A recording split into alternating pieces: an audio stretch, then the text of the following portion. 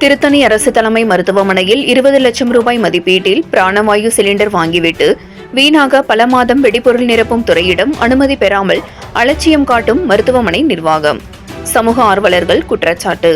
திருவள்ளூர் மாவட்டம் திருத்தணி அரசு மருத்துவமனை மாவட்ட அரசு தலைமை மருத்துவமனையாக தரம் உயர்த்தப்பட்டுள்ளது. இந்த மருத்துவமனைக்கு தினந்தோறும் 100க்கும் மேற்பட்ட கிராமங்களில் இருந்தும் மற்றும் அருகில் உள்ள ராணிப்பேட்டை மாவட்டத்திலிருந்தும் பொதுமக்கள் தினந்தோறும் ஆயிரக்கணக்கானோர் வெளி நோயாளிகளாக மற்றும் உள் நோயாளிகளாக சிகிச்சை பெற்று வருகின்றனர். இந்த மருத்துவமனையில் 112 உள் நோயாளிகளுக்கான பிராணவாயு சிலிண்டர் மூலம் அவசர சிகிச்சையும் அளிக்கப்படுகிறது.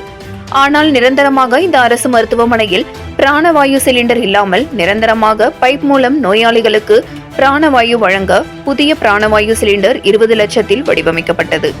ஆனால் அதனை புதிதாக வாங்கிவிட்டு பல மாதங்களாக இதற்கு வெடிபொருள் நிரப்பும் துறையிடமிருந்து அனுமதி பெறாமல் திருத்தணி அரசு மருத்துவமனை நிர்வாகம் அலட்சியம் காட்டி வருவதாகவும் இதற்கான முன்னெடுப்புகள் பணிகள் செய்யாமல் கடந்த 13 மாதத்திற்கு மேலாக பிராணவாயு சிலிண்டர் நிரப்பும் புதிய கருவியை வீணாக்கி வருவதாக சமூக ஆர்வலர்கள் குற்றச்சாட்டை முன்வைத்துள்ளனர். சிறிய பிராணவாயு உருண்டை சிலிண்டர்களை தொடர்ச்சியாக வாங்கி வருவது மருத்துவமனை நிர்வாகத்தின் மீது சந்தேகத்தை எழுப்புவதாக சமூக ஆர்வலர்கள் குற்றச்சாட்டை முன்வைத்துள்ளனர். உடனடியாக புதியதாக 20 லட்சம் ரூபாய் மதிப்பீட்டில் வாங்கப்பட்ட பிராணவாயு சிலிண்டர் நிரப்பும் உருளை பணியினை தொடங்குவதற்கு திருவள்ளூர் மாவட்ட ஆட்சியர் நடவடிக்கை எடுக்க வேண்டும் என்று சமூக ஆர்வலர்கள் கோரிக்கை வைத்துள்ளனர்.